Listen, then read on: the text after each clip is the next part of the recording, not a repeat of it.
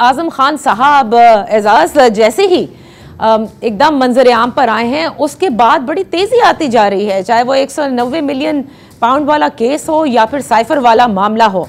ये तो बताइएगा कि अचानक आजम खान साहब जो कि रूपोश थे वो सामने भी आ जाते हैं, 164 का बयान भी हो जाता है और तमाम तर मामला तहरीक इंसाफ के चेयरमैन के लिए एकदम पलट जाते हैं और हुकूमत के लिए आप समझ लीजिए कि उनके हक में जा रहे हैं। ये क्या माजरा है, कुछ जरा तफसील बताइएगा।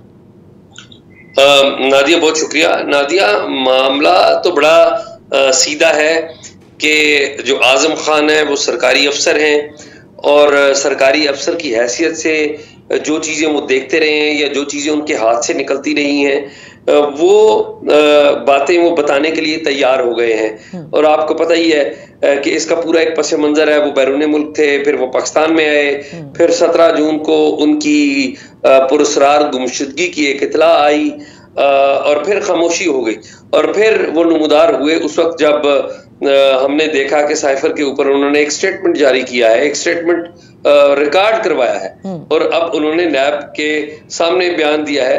तो जो स्टेटमेंट्स वो जमा करवा रहे हैं या रिकॉर्ड करवा रहे हैं, ये वो वाकयात हैं जो उन्होंने बहसियत सेक्रेटरी टू प्राइम मिनिस्टर देखे हैं या उनमें कोई ना कोई किरदार अदा किया है।